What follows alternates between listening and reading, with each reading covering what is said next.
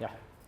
Bueno, muy buenas noches a todos, gracias por venir. Esta vez nos acompaña Cristóbal Belolio, profesor asociado de la Escuela de Gobierno de la Universidad Adolfo Ibáñez. Es abogado, cientista político y doctor en filosofía política de la University College de Londres. Cristóbal ha trabajado mucho en temas vinculados al liberalismo, la teoría política, la democracia, el populismo, incluso en la religión. Todo esto en la esfera pública. Es autor de libros como El liberalismo, una cartografía, Ateos fuera del closet y más recientemente La era del pesimismo democrático. Menciono especialmente Ateos fuera del closet porque se relaciona muy bien con la clase que vamos a tener hoy y la experiencia del expositor también como una reflexión personal sobre la fe, la duda y el cuestionamiento. Al final nos hace surgir la pregunta de dónde se posiciona la fe dentro del liberalismo. Además, Cristóbal participa activamente en la conversación pública, entre otros espacios, a través del podcast que ha sido muy exitoso, Animales Políticos. Su mirada nos sirve para la clase de hoy porque cruza teoría política, liberalismo y religión desde una perspectiva que combina reflexión académica y debate político. Cristóbal, muchas gracias por estar acá y bienvenido. Gracias a ustedes por la invitación. Me ofrecieron varias alternativas para participar de este ciclo de formación, pero muchas me parecía que ya estaban un poquito trilladas, sobre todo esta discusión sobre la erosión democrática, que imagino que ya lo habían conversado con Hernán. Así que me pareció una buena idea revisitar un tema viejo, pero no por eso menos actual, especialmente ahora que tenemos un presidente, probablemente el presidente más creyente que hemos tenido desde el retorno a la democracia. Hay además toda una especie de ruido de sables respecto del retorno de la democracia. Manfred Svensson, un investigador de la Universidad de los Andes, acaba de sacar un libro sobre el lugar de lo sagrado, muy interesante. Entonces, pareciera haber una discusión en torno a esto que amerita revisitar. Incluso podría también decir que he cambiado de opinión respecto a bastantes cosas de las que están publicadas en ese libro que mencionaba Pedro, ¿cierto? Ese es un libro que no necesariamente defiende una posición filosófica, metafísica o para qué decir religiosa en el espacio público. Es un libro que define mi posición frente al tema y mi posición frente al tema no tiene necesariamente que ver con la posición que las instituciones políticas debiesen tener frente al tema. Pero aún así ha pasado harta agua bajo el puente. Este libro yo lo publiqué el año 2013. El caso Caradima yo creo ya se había producido, por lo tanto la iglesia chilena ya venía en una espiral como de descalabro reputacional. No deja de ser llamativo observar cómo ha cambiado la influencia y la autoridad moral de la iglesia en Chile en las últimas décadas, de la importancia que tuvo en dictadura, ¿cierto? La dedicaría a la solidaridad, a la absoluta inexistencia de la iglesia como actor moral, por ejemplo, en el estallido social. ¿Alguien recuerda a la iglesia en el estallido social como un actor relevante? ¿Quién era el arzobispo de Santiago en esa época? ¿Se acuerdan o no? Pero no es fácil, ¿cierto? Entonces, ahí tenemos un ganador, Celestino Bauhaus. O sea, me acuerdo cuando quemaron una catedral. Claro, Pero sí, de hecho.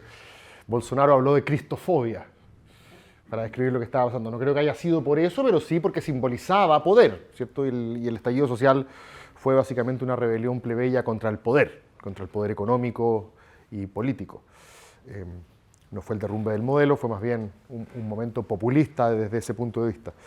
Así que la iglesia ahí pagó como otra de las tantas instituciones que se vieron amenazadas en su autoridad histórica. Y fíjense que Chile es el país donde más ha retrocedido la religiosidad en el mundo en los últimos 30 años. En eso sí somos especiales. Bueno, somos especiales en otras cosas también. Rechazamos 2 procesos constituyentes seguidos. Ya estamos entre los únicos 4 o 5 países del mundo que habían rechazado 1 democráticamente. Rechazar 2, eso sí que nos pone en un lugar muy especial. Pero este es un dato que se dice poco, pero que es bastante relevante. Chile es el país donde más ha retrocedido la religiosidad en el mundo en los últimos 30 años, seguido de Estados Unidos. El caso de Estados Unidos, uno podría entenderlo, ¿cierto? Porque Estados Unidos siempre se servía como una excepción cada vez que alguien decía que los países desarrollados abandonaban de a poco la fe, como por ejemplo los países europeos. Y uno decía, ¿y cómo Estados Unidos? Para demostrar que esa tesis no era tan convincente, ¿cierto? ¿Y qué es lo que respondían los investigadores de la religión? No, lo que pasa es que el caso de Estados Unidos efectivamente es particular por varias razones. La primera es porque Estados Unidos en la Guerra Fría se definió a sí mismo contra el marxismo ateo. Por lo tanto, definirse como creyente era también una afirmación patriótica. En segundo lugar, porque el mercado de las ideas funciona en Estados Unidos en todos los niveles. También hay un mercado de la fe, ¿cierto? Así como tú eliges un supermercado para comprar tus cereales, también eliges tu iglesia. Hay una competencia muy activa entre distintas iglesias. Hoy día, bueno, y hay otro factor, ese no sé si es tan convincente o no, pero hay un tercer factor que dicen que no es tanto que los países desarrollados abandonen la fe, sino que son los países donde las necesidades materiales han sido cubiertas y existen redes de protección social, donde ya pedirle a Dios que recurra a ti en momentos de catástrofe, ¿cierto? Y como los países europeos donde generalmente la religión ha retrocedido, son países donde la red de protección social existe, y en Estados Unidos, si bien el ingreso per cápita es alto, no existe esta red de protección social, sería otra manera de explicar la singularidad. Pero ya varios de estos factores, especialmente el hecho de definirse contra el marxismo ateo, ya no están sobre la mesa, y hoy día 1 de cada 3 jóvenes, cuando digo jóvenes, me perdonarán acá, me refiero a menores de 30, ya son no creyentes. Lo que obviamente cambia hacia el futuro cuál va a ser el paisaje religioso en Estados Unidos.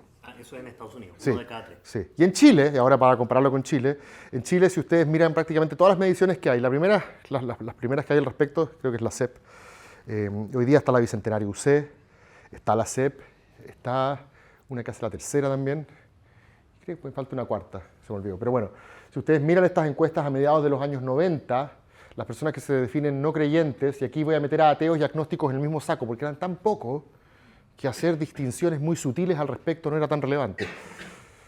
Estaban en torno al 5 y el 7%. Las personas que se decían en el año 95, yo no soy creyente, yo soy ateo, yo soy agnóstico. En cambio, las personas que se declaraban católicas estaban en torno al 80%, entre un 70 y un 80%. Los evangélicos, está este mito como de que cada punto que ha perdido el catolicismo lo ha ganado el mundo evangélico, chiva. El mundo evangélico tuvo un crecimiento importante en los años 70 y 80 en Chile, y desde los mediados de los 90 más o menos se ha estabilizado en torno a un 15 a 17%. Esa es más o menos la población atea en Chile. No es poca, digamos, pero ha estado fluctuando entre un 15, 16, 17%. No es cierto que tenga un crecimiento como en otras partes del continente, donde cada punto que pierde el catolicismo lo gana el mundo evangélico. En el caso chileno no es así. En el caso chileno cada punto que pierde el mundo católico lo gana el mundo no creyente. Hoy día, para que saquen más o menos una idea de este crecimiento, las personas que se declaran no creyentes están sobre el 30%. Y el catolicismo bajó la frontera simbólica del 50%. Es decir, se está acercando el mundo no creyente al mundo que se declara católico.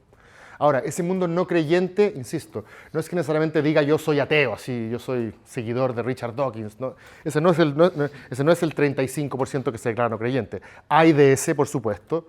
Hay un mundo agnóstico, que es el que dice no saber, o cree que es imposible saber, que no es lo mismo, o por mientras no sé, estos ateos como medios transitorios.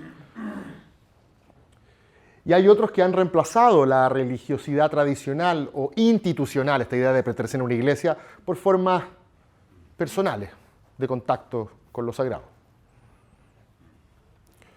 Por lo tanto, no sé si en ese caso uno puede hablar de abandonar la religión, ¿cierto?, en un sentido amplio, pero sí abandonar lo que podríamos llamar la creencia vinculada a una iglesia.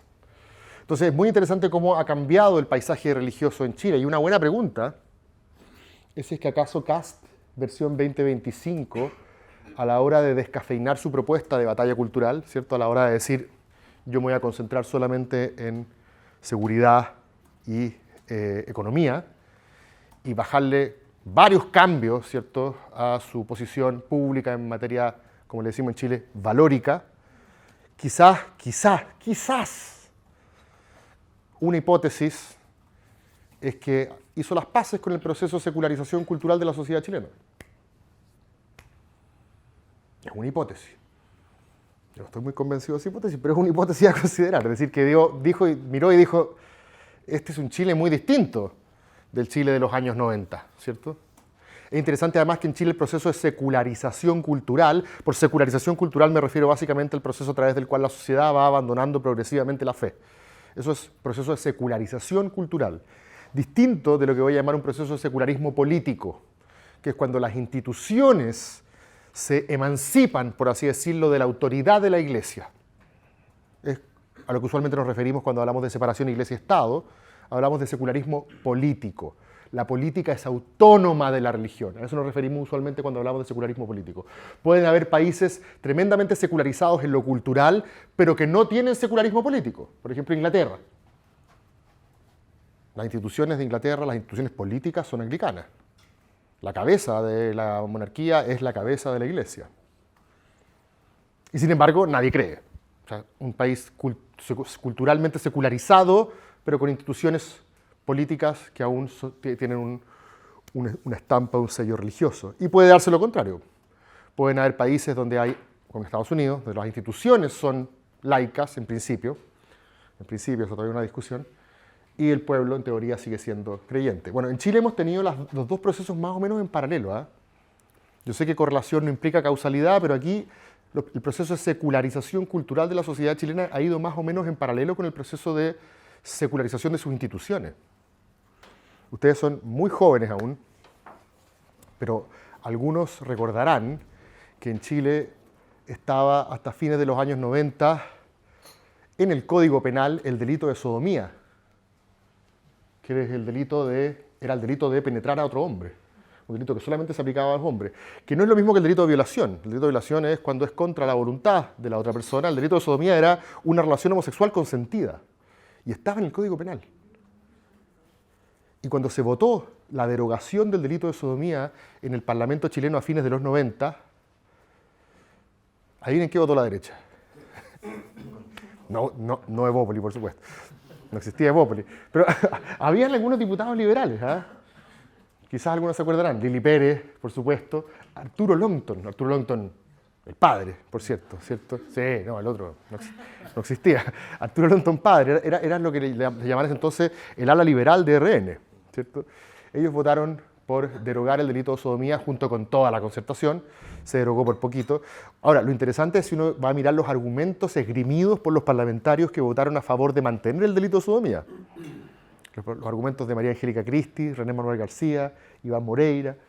El argumento de Moreira era, si bien es cierto que este es un delito sin víctima, porque nadie iba a denunciar a su pareja después de una noche de pasión.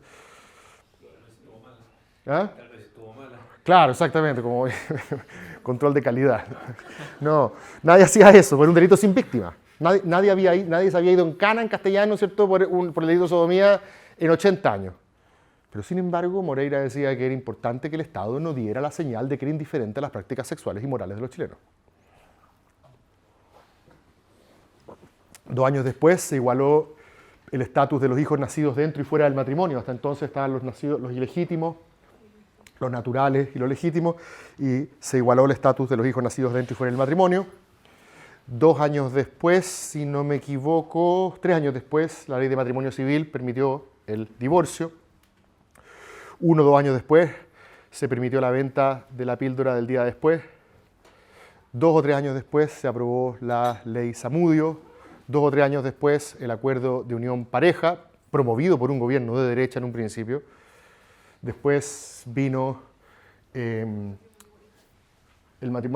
aborto en 3 causales, el matrimonio igualitario y con Piñera II, si no me equivoco, con el ministro de Blumel, promoviendo la ley de identidad de género. O sea, ustedes estarán ¿cómo se llama? Se están dando cuenta que en todas estas batallas la Iglesia perdió, ¿cierto? El bando que defendía las ideas que defendía la Iglesia legislativamente perdió. A eso me refiero con este proceso de secularización progresiva de las instituciones en paralelo al proceso de secularización cultural de Chile. ¿Por qué se secularizó culturalmente Chile? Es una buena pregunta, ¿cierto?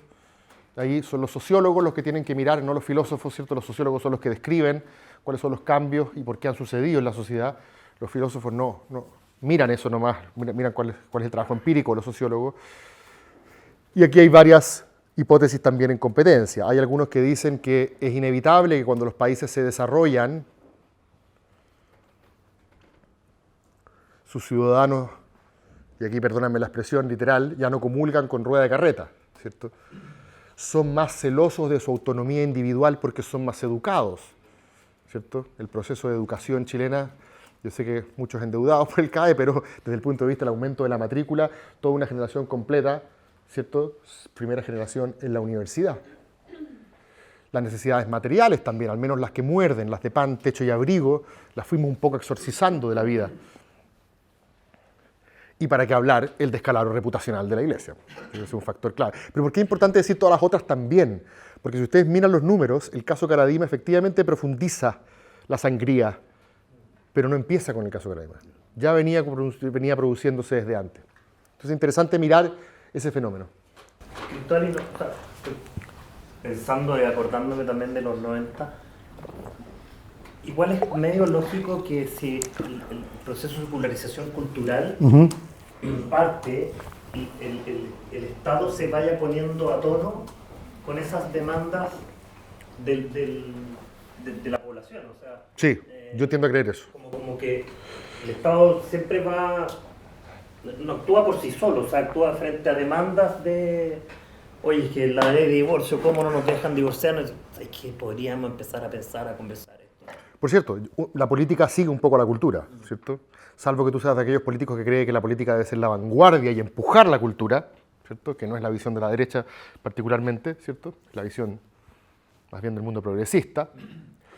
En general, en Chile ha ocurrido tal como tú señalas. Y por eso cuando Boric, creo que una cuenta pública hace un par de años, dijo que iba a presentar un proyecto de aborto, digamos, sin apellido, y hubo toda una especie de revuelo y sospecha. A mí me pareció lo más natural del mundo, porque me parecía que era como, más allá de que él lo haya prometido en campaña, más allá de que le hablara a su propio público y quisiera consolidar su tercio, me pareció que seguía un poco en esta misma dirección, ¿cierto? Ahora, el otro día me acordaba, yo fui dirigente estudiantil en los años 2000, o sea, no hace tanto, digamos, y en ese entonces la concertación se rompió, el PSPPD para un lado y la DC para el otro, por la exhibición de la última tentación de Cristo.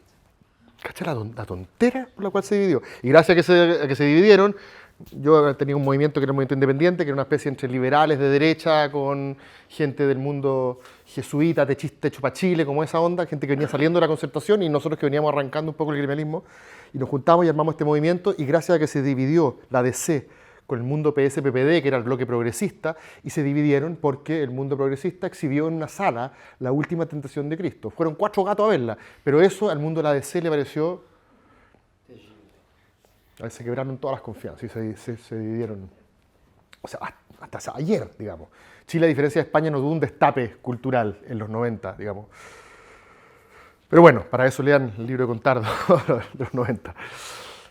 ¿Por qué hago todo esta previa? Porque este es más o menos el paisaje cultural en el que nos encontramos hoy día. El mapa religioso ha cambiado un poco, pero uno pensaría que los principios siguen siendo los mismos, ¿cierto? Entonces vamos a conversar un poco hoy día sobre cuáles son los principios que históricamente una teoría política liberal promueve, exhibe o defiende frente al fenómeno religioso, ¿cierto? Y aquí, cuando hablamos del fenómeno religioso, digamos todas las obviedades al tiro, es un fenómeno multicomplejo, ¿cierto? Aquí no me estoy refiriendo a solamente la creencia en un Dios que responde 24/7 a las plegarias y actúa en tiempo real, me estoy refiriendo a también la experiencia ritualística de las comunidades y la forma como ellas lo viven, desde el misterio hasta el sentido, hasta la pertenencia, hasta el rito, o sea, pasando por todas sus dimensiones complejísimas, ¿vale? Vamos a tratar de tener una visión lo más compleja del fenómeno religioso posible. Que de hecho, si la ampliamos lo suficiente, ¿por qué no? Pensemos en ciertas cosmovisiones ancestrales, ¿cierto? No deja también de ser paradójico que nuestra primera convención constitucional, llamémosle CC1 para distinguirla de CC2, ¿cierto? No deja de ser paradójico que nuestra primera experiencia, nuestro primer intento constituyente por tener una carta fundamental aprobada en democracia, trató de secularizar expresamente al Estado. Acuérdense que el artículo 9 de la propuesta que rechazamos en septiembre del 2022 decía, por primera vez en nuestra historia, el Estado es laico. A todo esto, el año pasado cumplimos 100 años desde la separación Estado-Iglesia. No pasó nada. Yo al menos no fui a ningún seminario, ni ningún evento, ni congreso. Como que pasó piola. Tenemos otros temas, estamos preocupados de otras cosas. Pero interesante, se cumplieron 100 años el año pasado de la Constitución de Alessandri que separó el Estado de la Iglesia. Ahora, lo separó de una forma implícita, lo separó porque dejó de decir una cosa. Lo separó porque dejó de decir el Estado es católico, apostólico y romano. Al dejar de decirlo, implícitamente nosotros entendimos que el Estado estaba separado de la Iglesia. No es menor, ¿eh? Argentina, la Constitución argentina sigue diciendo el Estado es católico, apostólico y romano. ¿Cierto? Tú que eres muy filotrasandina. Hay gente que dice que por eso los argentinos tenían que hacerle especialmente caso al cardenal Zamoré cuando la Santa Sede intercedió en el litigio que teníamos con Argentina por el Beagle, ¿cierto? Casi nos vamos a las manos y el Papa mandó a su enviado. Chile se reservaba el derecho o no de hacerle caso al Papa, pero Argentina, católica, apostólica y romana, dice su constitución. La derecha argentina, en todo caso, siempre ha sido más secular que la nuestra. La derecha de Macri puede ser igual de libre mercadista que Chile Vamos, pero mucho menos cartucha. Eso es una cuestión bien interesante de la derecha argentina. Pero la derecha de Macri te firma como lema patrio, por inventarte uno aquí mismo, eutanasia y libre mercado. ¿Te lo firma? ¿Sí? No tengo idea, no lo sé. Pero es que yo creo que el proceso también como de plebeyización de la sociedad argentina de la mitad del siglo XX quizás generó también ciertos procesos de cambio cultural que hicieron que ellos se secularizaran antes como nación. No lo sé. Uruguay, para qué hablar. Ahora, lo que les quería simplemente hacer el punto es que nuestra convención constitucional trató de declarar el Estado de Chile laico y en varios pasajes, básicamente lo que le dice al cristianismo es, ustedes ya no tienen un estatus especial ahora. ¿Se acuerdan cuando se celebró un mes de la convención constitucional y se hizo como una especie de... Se hizo una rogativa mapuche afuera, pero sobre todo se pusieron unas banderas representando a todas las identidades que estaban participando del proceso. Entonces estaban las banderas de las diversidades sexuales, estaban las banderas de las distintas regiones, estaban las banderas del mundo de las comunidades indígenas, estaba la bandera de la Pascua, me acuerdo, y los evangélicos alegaron porque no estaba la bandera cristiana, no estaba la cruz. ¿Se acuerdan la respuesta de Elisa Loncón, no? No está, dice, porque el cristianismo es una religión, no, porque este es un Estado laico, que es lo que se estaba aprobando en ese entonces, pero sobre todo porque es una religión colonizadora. ¿Por qué es importante esto? Para lo que viene. Lo que hizo CC1 fue sacar al cristianismo del mapa, ¿cierto? Había una serie de cuestiones donde era bastante claro al respecto, a pesar de que decía Estado laico, ¿ah? Y aquí está toda esta discusión, laico, laicista, ¿cierto? Hay gente que piensa que laicista es hostil a la religión, en cambio laico es neutral, vamos a ver eso en un segundo. La verdad es que no decía mucho más, pero en varias partes el texto decía, la educación va a ser pública, laica, no sexista, y una serie de otros adjetivos que son sustantivos, es decir, reflejan una cierta visión de la vida buena, no son, ¿cierto? No son insípidos, no son asépticos, tienen una cierta carga evaluativa.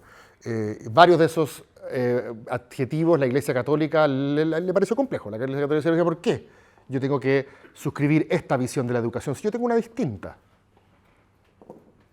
Y de hecho así lo hicieron saber los obispos. En cambio, cada vez que se trataba de los pueblos originarios, no, ustedes van a tener autonomía para educar a la gente como ustedes quieran.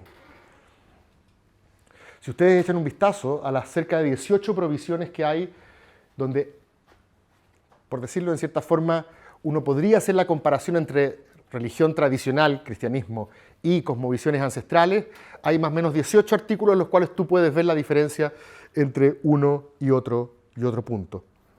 Yo escribí un artículo sobre esto, así que si les interesa se los mando. Mi punto es que hay una aparente contradicción, hay una aparente paradoja en sacar al cristianismo por la puerta y por la de atrás invitar a las cosmovisiones ancestrales, si es que tomamos del fenómeno religioso una visión amplia.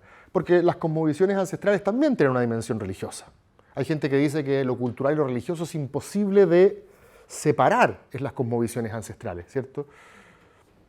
La convencional Francisca Linconao, de hecho, pidió ser tratada de machi y dijo que si no la trataban de machi era una falta de respeto, ¿cierto?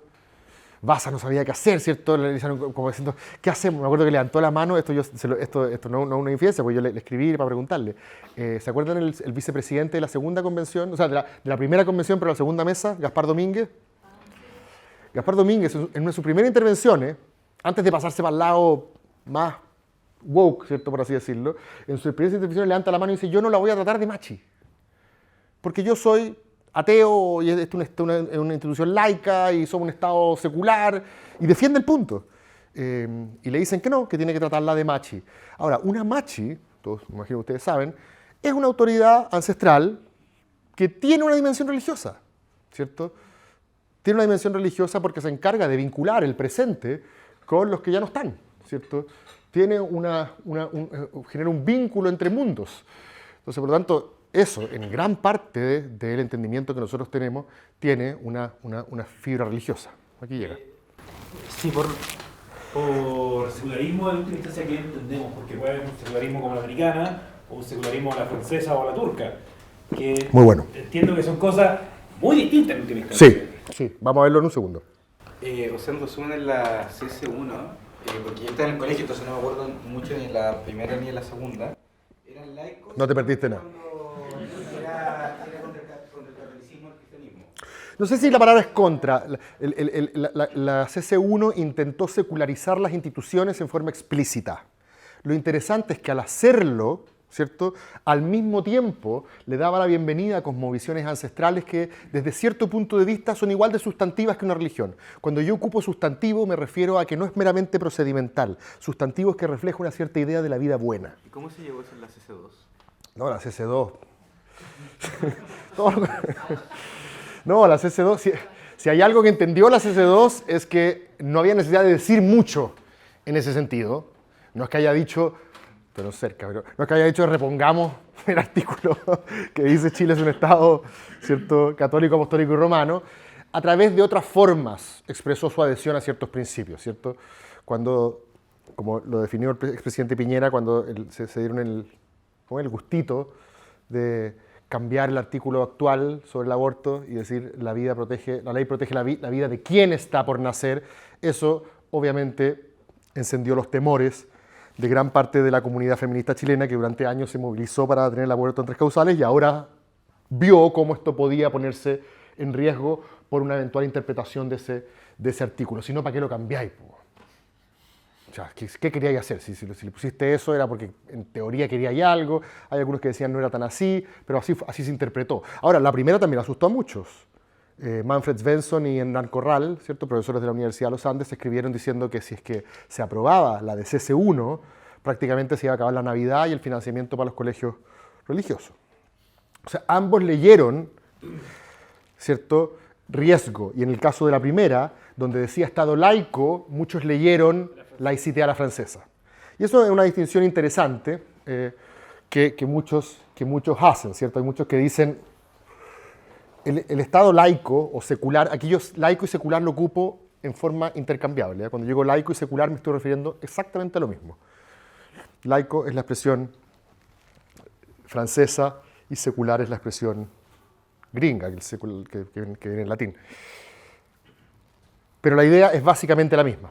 Ahora, nosotros generalmente asociamos la idea de la laicidad francesa a un Estado que, no sé si la palabra es hostil frente a la religión, pero que lo expulsa del espacio público.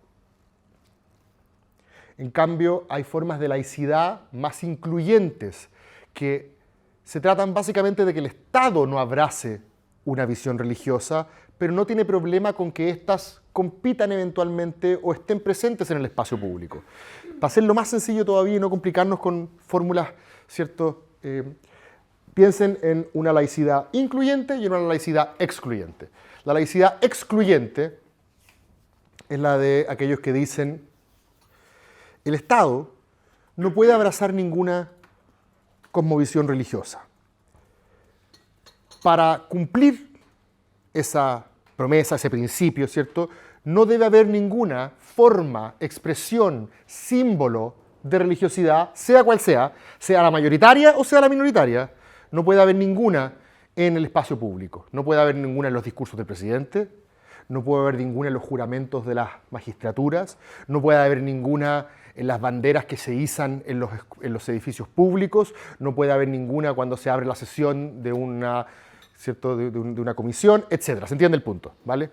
Desde una posición de secularismo, laicidad excluyente, tú no puedes tener un pesebre gigante en Navidad en La Moneda.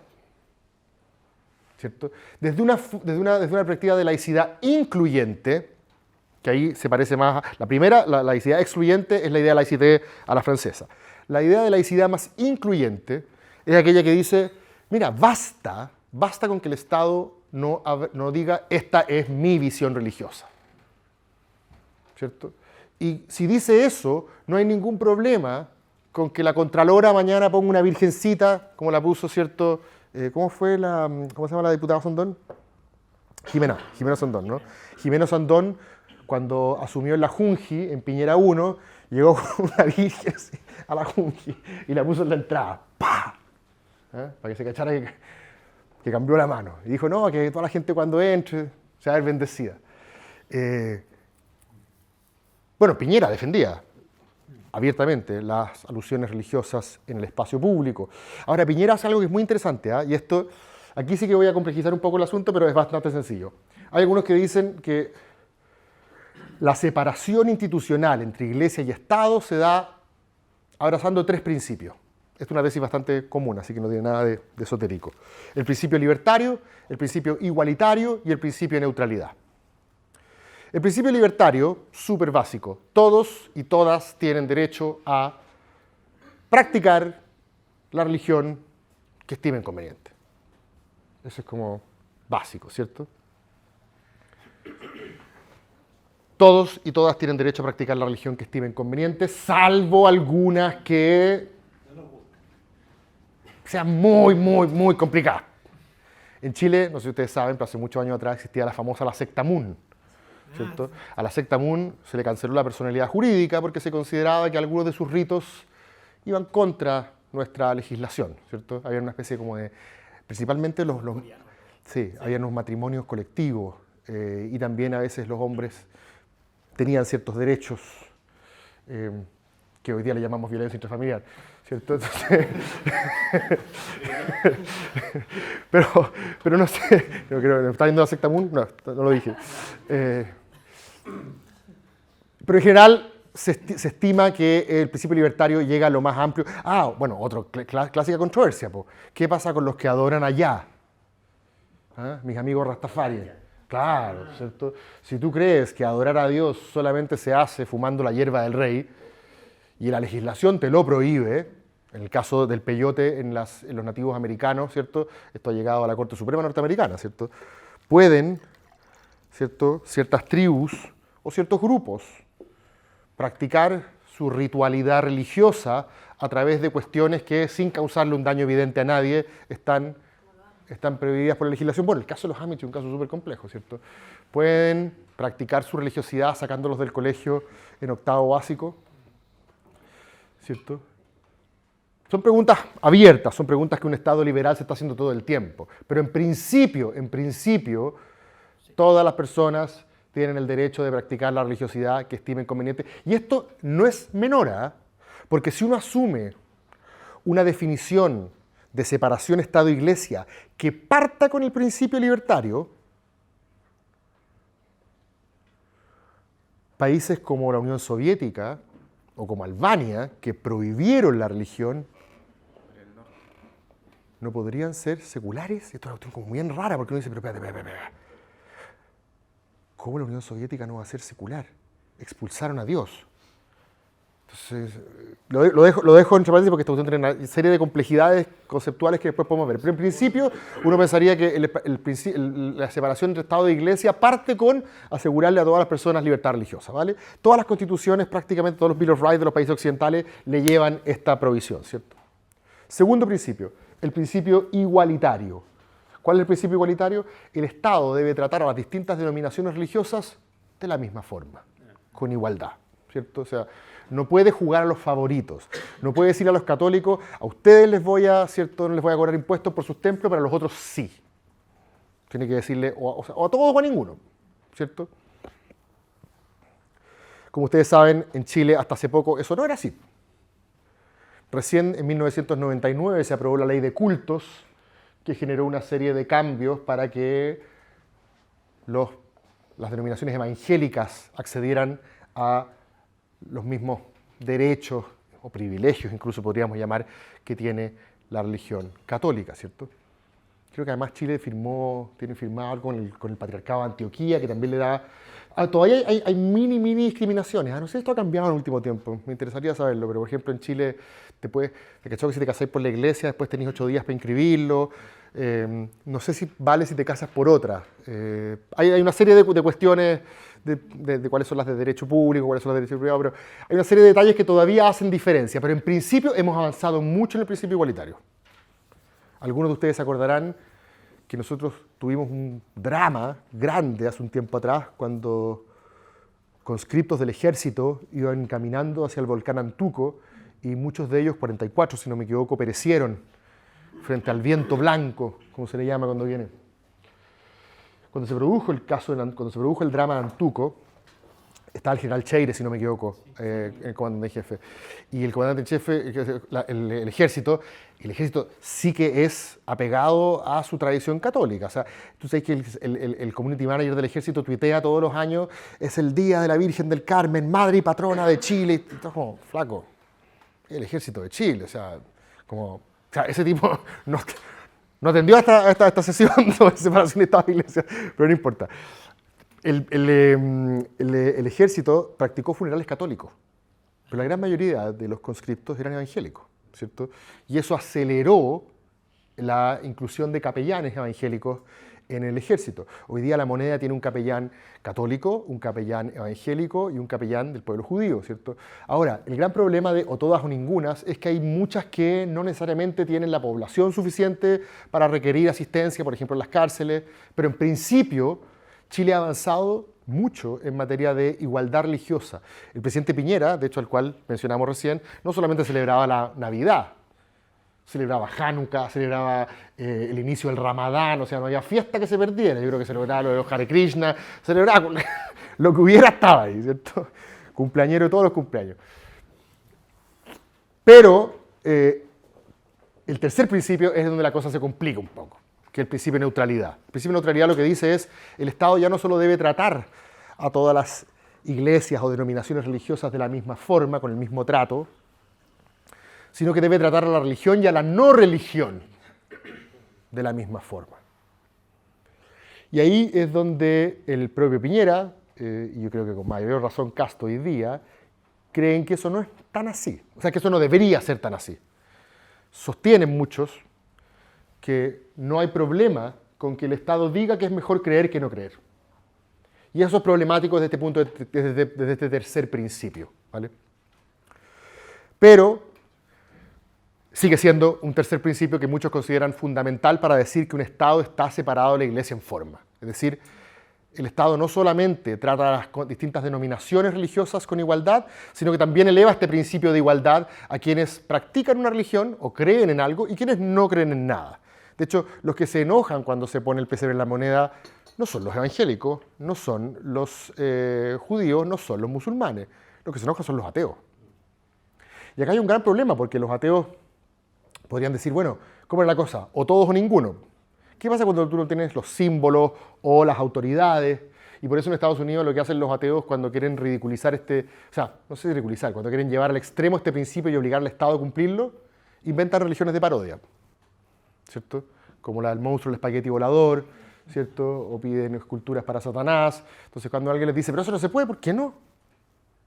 Somos una religión igual que las otras, ¿cierto? Y hay algunos que dicen, listo, nos casó, no tenemos nada que hacer.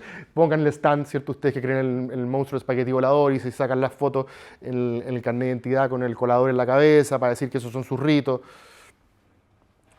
En Italia hubo un caso bastante bullado, porque llegó hasta la Gran Cámara,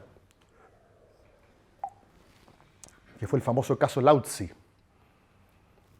En el caso Lautzi, una señora, una madre de un niño que iba al colegio público, a la escuela pública italiana, no sé si era en Padua, la escuela tenía un crucifijo adelante. Y la mamá dijo, esto es una familia atea, yo quiero que mi hijo vaya a la escuela pública, ¿cierto? No puede haber un crucifijo en la escuela pública. La escuela la mandó a freír mono, el Estado la mandó a freír mono, y ella apeló, o sea, ella demandó al Estado italiano ante la Corte de Derechos Humanos, ante la Corte Europea de Derechos Humanos, y ganó en primera instancia. Ganó en primera instancia. Se consideró que el Estado no tenía el derecho de adoctrinar, ¿cierto?, religiosamente a su hijo en la escuela pública. Y el Estado italiano apeló a la Gran Cámara, que tendría que ser como la Corte Suprema, ¿cierto?, y armó una coalición con el patriarcado ruso, con el griego, con varios estados más, y ganaron la apelación, diciendo que el Estado italiano sí tenía el derecho de poner un crucifijo porque, esto es como ganar 1-0, porque la razón por la cual ganó finalmente, el argumento con el cual ganó el Estado italiano, es que el crucifijo ya no es religioso, sino que cultural. Que la identidad europea está profundamente ligada a la idea de la cruz. Que si tú quieres llevar esta idea de sacar el crucifijo de las escuelas públicas hasta sus últimas consecuencias, entonces tenés que cambiar como la mitad las banderas de Europa, que son puras cruces. Si la cruz te ofende tanto, entonces, flaco, te ofende Europa. Nuestra identidad es una identidad ligada al crisol del cristianismo, de la cristiandad, como se le llamó en su momento. Así que a través de ese argumento salió jugando, sí. Para los Juegos de París, en los mapas quitaron como en el diseño gráfico que hicieron, quitaron todas las cruces de la... Los franceses sí, sin duda, no me cabe duda. Ahora, no es la única forma de relacionar el Estado liberal con las religiones. Una forma, ¿cierto? Cumplir estos 3 principios es como, por así decirlo, la fórmula estándar. El liberalismo, en forma estándar, te dice que la forma de lidiar con la religiosidad no es ni jugar ni a favor ni en contra de ella, sino que es que cada uno pueda practicar la fe que quiera, que el Estado va a tratar en forma igualitaria a las distintas confesiones y que también va a tratar en forma igual a creyentes y no creyentes. Eso es como la fórmula estándar. Perdón. Cuando Santiago comentó como los distintos procesos de secularización, Sí. tiene que ver un poco porque la Revolución Francesa fue matemos al rey y el rey estaba ungido por Ya, Dios. ok. Y Estados Unidos estaban los masones y los protestantes haciendo la constitución. Por ahí tiene esa diferencia de una mucho más radical de sacar a Dios del Estado y la otra más... Comparemos, o Chile, los mexicanos. Los mexicanos también son México, el Francia de Latinoamérica. Pero en México conviene en las catedrales gente sacando mal de ojo con locura. Sí, pero es un país tremendamente secular en el sentido sustantivo. O sea, pero bueno, déjame hacer un punto importante respecto de la historia de esto. En principio, no hay nada en el liberalismo que sea come cura. En principio. Y esto es una cuestión que puede, para algunos, resultar más o menos intuitiva, más o menos provocadora, pero no voy a decir que Cristo fue el primer liberal, ni esas cuestiones tipo...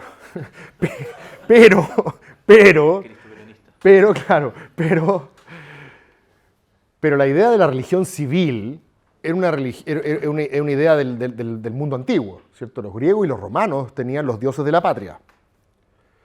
El que llega y dice a Dios lo que es de Dios y al César lo que es del César, el que separa el Estado de la Iglesia, por así decirlo, el que dice mi reino no es de este mundo, es Jesús. La Iglesia, cuando se constituye bajo la teoría del Papa Gelasio, que es un papa más o menos del siglo VI, si no me equivoco. El Papa Gelasio I tenía la teoría, por ponerme bizantino con esto, pero yo creo que puede ser interesante para que vean la historia y las ideas y no solamente la filosofía. El Papa Gelasio tenía la teoría de las 2 espadas. Dios tiene 2 espadas para gobernar el mundo. Una espada de sangre, con la cual se hace justicia, y un báculo, con el cual se guía a las ovejas, el báculo pastoral.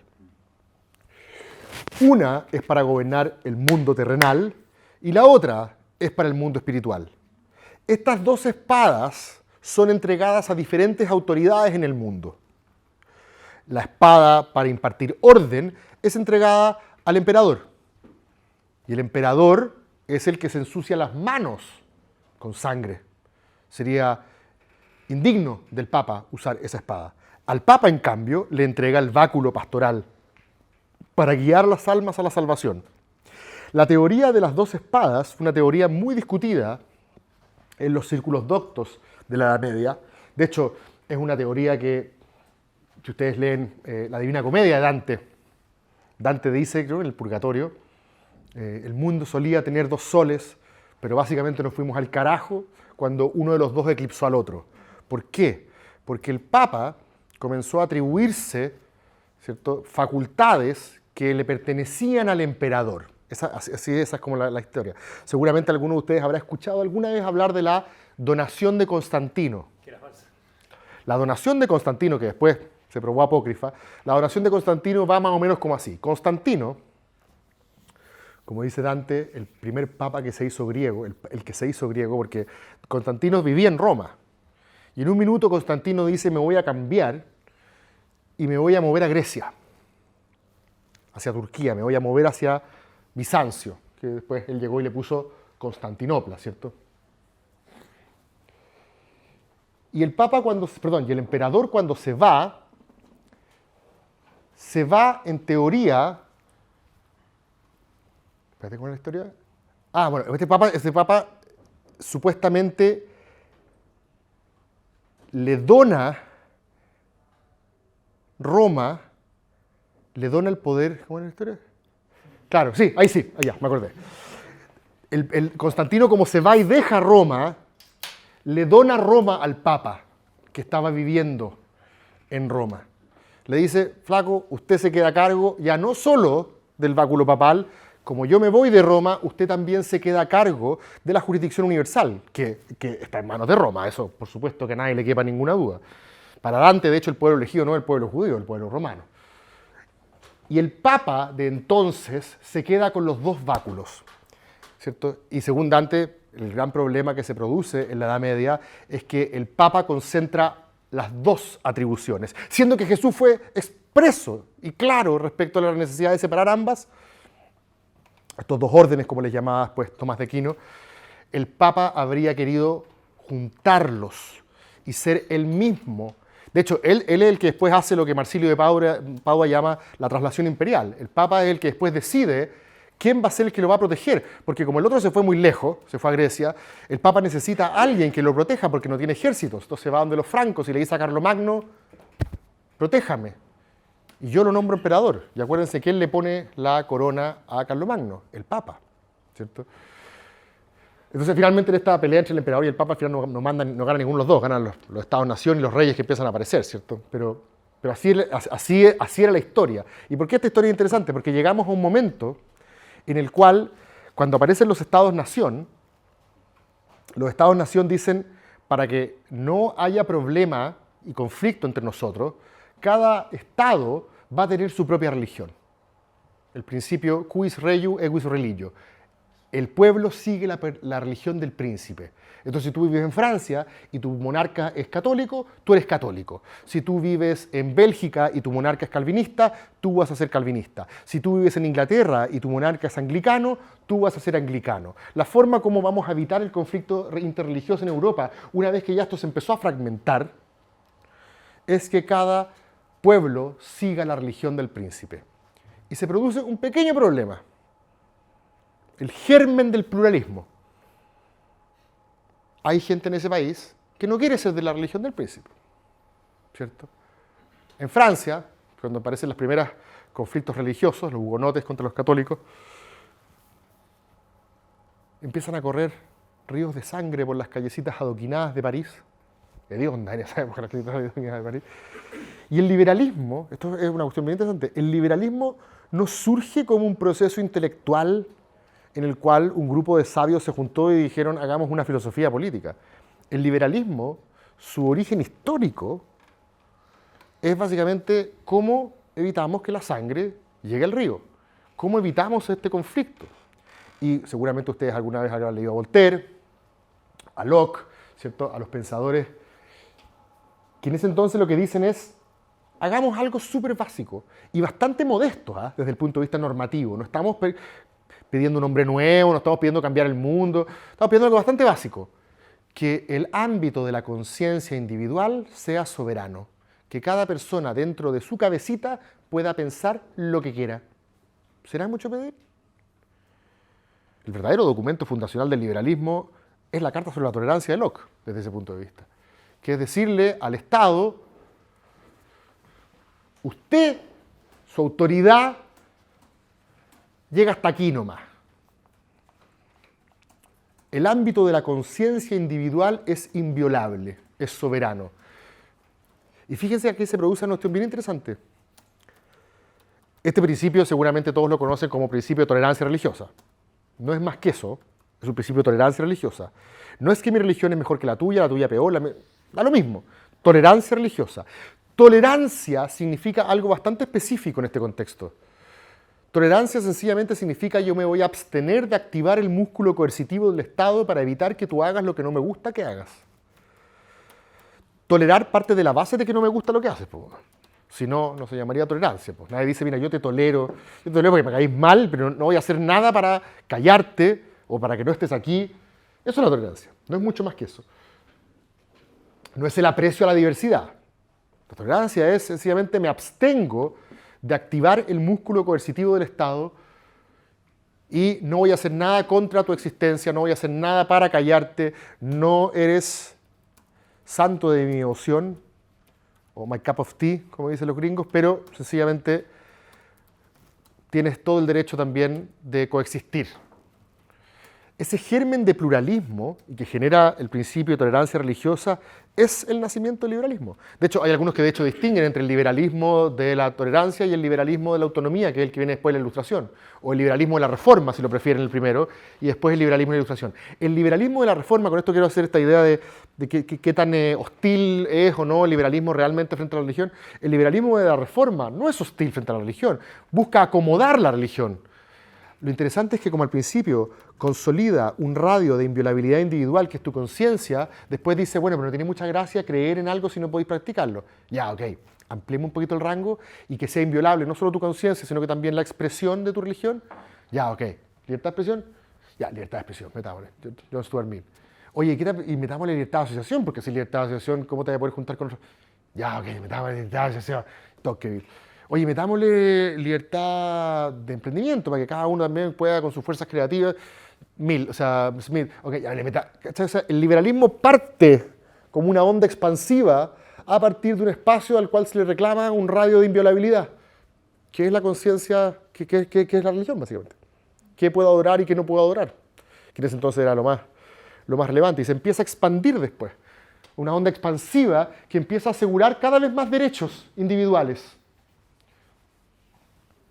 Como dice Isaiah Berlin en Dos conceptos de la libertad, ese texto precioso, dice: al final el liberalismo es ponerse de acuerdo en que hay un cierto radio de libertades individuales que no pueden ser violadas ni aun a pretexto de beneficio colectivo, y da un poco lo mismo con qué criterio dibujas ese radio. Los kantianos van a decir que es el radio que determina el imperativo categórico, los utilitaristas van a decir que ese radio está determinado porque la ganancia de la sociedad se genera así que cada uno tiene ese rango individual, los partidarios del contrato social van a decir que eso fue lo que acordamos, los partidarios del derecho natural van a decir que eso es un radio de libertades naturales, da lo mismo cómo justifiques ese radio, pero ese es el radio donde el Estado no se mete, por decirlo en términos muy simples. Entonces, por eso digo que el origen del liberalismo de alguna manera no se puede comprender si es que no se mira su trayectoria histórica muy ligada al fenómeno religioso. Aquí y acá. Ese radio, ¿hasta qué punto llega? Porque alguien mencionó a los Amish hace un rato, cuando los Amish quieren sacar a su hijo en octavo básico del colegio, el Estado, como misión del Estado, tiene que ser que esos niños tengan la posibilidad en el futuro de poder competir contra sus pares que no lo estén sacando del colegio. ¿Hasta dónde llega ese círculo? Qué linda pregunta, ¿no? Que claro, es mío, es personal, es de mi familia, pero estoy, no sé, perjudicando a un tercero bajo la visión del Estado. Es una estupenda pregunta para la cual no tenemos respuesta. Pero sí es tan buena que te voy a contar esto para que veas que otros mucho más inteligentes que nosotros lo han pensado y no han llegado necesariamente a un acuerdo. En los años 70, los Amish del estado de Wisconsin le pidieron al Estado poder sacar a sus niños en, no sé, por el equivalente a octavo básico de Chile, más o menos. Y el Estado de Wisconsin les dijo no, por ningún motivo. La educación es obligatoria hasta cuarto medio, ¿cierto? En Chile es obligatorio hasta cuarto medio solo desde Lagos en adelante. Antes no lo era. Pero bueno, era obligatorio. Y los Amish recurren a la Corte Suprema norteamericana. Y la Corte Suprema norteamericana falla a favor de los Amish. ¿Qué argumentos son los que esgrimieron los Amish? Varios. Uno de los argumentos que esgrimieron era el argumento de la continuidad cultural. Es decir, si es que los Amish no salen en octavo básico y siguen hasta cuarto medio, no van a volver a ser Amish. Se van a ir a jugar bowling como en la película de, ¿cómo se llama? De Woody Harrelson, Kingpin. Se van a ir a Las Vegas a jugar bowling. ¿Cierto? En tercero medio viaje estudio, van a conocer el pecado, el vicio. La posibilidad de que vuelvan a ser Amish es baja. La continuidad cultural. Segundo, libertad religiosa. Y es interesante porque el argumento escribido de libertad religiosa es el argumento de los padres. El argumento de los padres de libertad religiosa. Pero el anterior también, porque el cabro igual tiene su propia libertad de construir su propio círculo. Claro, pero hasta el momento todo el argumento de la libertad religiosa de los padres es como cuando Marcela Cubillos habla del mérito de la familia. Encuentro genial esa vuelta, esa gimnasia retórica. ya no es el mérito del cabro que compite, sino que es el mérito de las familias, que en el fondo tiene que ver con el derecho de padres afortunados de transmitir sus privilegios, o sea, no sus privilegios, sus ventajas a los hijos. Pero genial, porque reconoce un poco el punto y por eso le habla del mérito de la familia. Entonces los Amish, ¿cómo se llama?, lograron que el Estado les diera la razón y los intelectuales liberales se partieron en dos. Hubo dos campos opuestos. Y por eso, de hecho, esta distinción que yo hago entre liberales de la tolerancia y liberales de la autonomía, o liberales de la reforma y liberales de la ilustración, ¿cierto?, tiene mucho que ver con esta discusión. Porque los liberales de la tolerancia dijeron, muy buen fallo, me encantó el fallo de la Corte Suprema. El liberalismo se trata justamente de que cada comunidad, de que cada grupo pueda llevar adelante el proyecto de vida común que estime conveniente sin que el Estado te joda. De eso se trata el liberalismo, de sacar las manos, ¿cierto?, de los distintos grupos que quieren vivir como quieren vivir, ¿vale? Un poco el argumento que hace Cucatas en el archipiélago liberal, ¿cierto? Aquí el liberalismo es decir un set de reglas muy básicas y que cada lote viva como quiera, ¿vale? Y el otro lote de los liberales, que lo voy a llamar de la autonomía, dijeron, pero qué lectura más pobre del liberalismo. El liberalismo nunca se ha tratado de eso. Los primeros, más enfocados por la idea de tolerancia, son aquellos que decían, el liberalismo se trata sencillamente de dejar hacer, dejar jugar. Y si un grupo quiere sacar a su hijo del colegio, ¿quién eres tú para obligarlo? Ese es el primero. Y el segundo grupo, los liberales de la autonomía, dijeron, flaco, el liberalismo se trata del derecho de ese niño, de competir en igualdad de condiciones, de si mañana quieres ser ingeniero, el feto ingeniero, ¿se acuerdan? Si mañana quieres ser ingeniero, no va a poder serlo, ¿cierto? Entonces, perdón, pero esto no se trata de los papás, ¿cierto? El niño no le pertenece a los papás, ¿cierto? Y entonces a ese niño hay que darle la mejor educación para que él en cuarto medio, pongámosle cuarto medio, decida si quiere ser Amish o quiere ser todo lo contrario. Si él en cuarto medio decide ser Amish, no hay un problema. Es un estilo de vida no liberal, sustantivamente, pero como el liberalismo es un marco que permite que todos los estilos jueguen, la raja, en la medida que lo hayas decidido tú. Porque, de una perspectiva muy rawlsiana, uno podría decir, fuiste tú quien dibujó un plan de vida. Y fuiste tú quien decidió llevar adelante ese plan de vida. Y como todo plan de vida en el mundo liberal es revisable y es falible, en un tiempo más puede que cambiéis y queráis ser otra cosa. Pero tú lo decidiste. El liberalismo se trata de que tú cuentes con las mejores herramientas para elegir un plan de vida, entendiendo de que nadie elige un plan de vida en el vacío y que las comunidades siempre juegan un rol, ¿cierto? Está bien, pero de eso se trata. Y fue una pelea a muerte. O sea, a muerte, fíjate, una pelea a muerte entre los académicos gringos, ¿cómo se llama?, liberales, no saltó sangre, digamos, pero una pelea a muerte en el sentido intelectual, ¿cierto? Y de ahí yo creo que tú puedes ver dos tendencias distintas del liberalismo. Nosotros escribimos un paper con Daniel Brieva hace poco sobre esto, que se llama liberalismo izquierda y liberalismo derecha. Y uno de los 3 criterios que ocupamos para distinguir es este. Yo tiendo a creer que los liberales de derecha tienden a ser más liberales de la tolerancia. Y tiendo a creer que los liberales de izquierda tienden a ser un poco más liberales de la autonomía. Y de hecho, por ejemplo, Evópoli, cuando defendió la objeción de conciencia institucional, y Peña les quitó el carnet de liberales, yo defendía a Evópoli diciendo que era un liberalismo de la tolerancia, típico. O sea, cuando Evópoli lo que hacía era defender el derecho de una asociación de llevar adelante su proyecto para el cual se asociaron, ¿cierto?, sin dejar de dar las prestaciones, etcétera, etcétera. Aunque yo estuviera en desacuerdo con eso, me parecía que calzaba dentro de lo que uno podría llamar un liberalismo de la tolerancia. Sí, mi pregunta era relativa a lo que usted dijo sobre el nacimiento del liberalismo en este contexto del pluralismo. Sí. Mi pregunta es si usted de verdad cree que es solamente el pluralismo que permite esto. Porque si yo veo otras sociedades contemporáneas en la medieval europea que no era particularmente pluralista, todo lo contrario, y nos vamos, por ejemplo, al Ándalus o las musulmanas que tendían a aceptar la coexistencia de otros grupos, yo por un motivo de, y lo que yo planteo es como las semillas que tiene el cristianismo del Nuevo Testamento, que permite que a largo plazo se permita esa discusión del liberalismo, porque Sí. a diferencia de la otra religión abrahámica, el Corán, el Talmud, Sí. dice de forma bastante directa cómo funciona un Estado. Sí. O sea, Mahoma es un hombre de Estado, además de un profeta. Sí. En cambio, Jesús, como usted dijo, separación concretamente. Entonces yo me hago la pregunta, ok, efectivamente el pluralismo es parte, pero ¿no será que el pluralismo y esa discusión final que sea el liberalismo es porque está en un contexto religioso que tal vez por 1000 años no lo permitió, pero si uno hace la lógica, eventualmente iba a llegar a eso? Sí, uno nunca sabe qué hubiera pasado para atrás, ¿cierto? Esto es como esos debates donde alguien pregunta, bueno, ¿por qué creen que el cristianismo se expandió como se expandió? Bueno, jamás se habría expandido si es que un emperador romano no se declara a sí mismo católico, ¿cierto? O sea, pero yo estoy de acuerdo contigo, que las semillas de este proceso, sobre todo una cuestión que es más profunda aún. Hay un libro precioso, que tiene la oportunidad de echarle un vistazo, que se llama La invención del individuo. Me lo recomendó, de hecho, Daniel Brieva a mí. Esta idea de la existencia de una conciencia individual,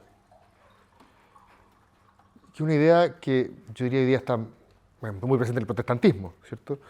Es una idea muy liberal. O sea, uno podría decir que los fundamentos de la conciencia liberal están ahí. Lo interesante es que el liberalismo, si bien es la tolerancia, es la reforma, también es la ilustración. No es solamente una. La ilustración también jugó lo suyo. En la ilustración, ¿cierto? Estoy pensando en Kant, y estoy pensando ya posteriormente después en Mill, o sea, sin ese complemento, es difícil entender su fisonomía actual. Y efectivamente la ilustración tuvo respecto del fenómeno religioso una mirada bastante menos positiva, ¿cierto? Kant nos llama a superar la infancia de la especie y dejar de creer en cuestiones que no resisten análisis racional, ¿cierto?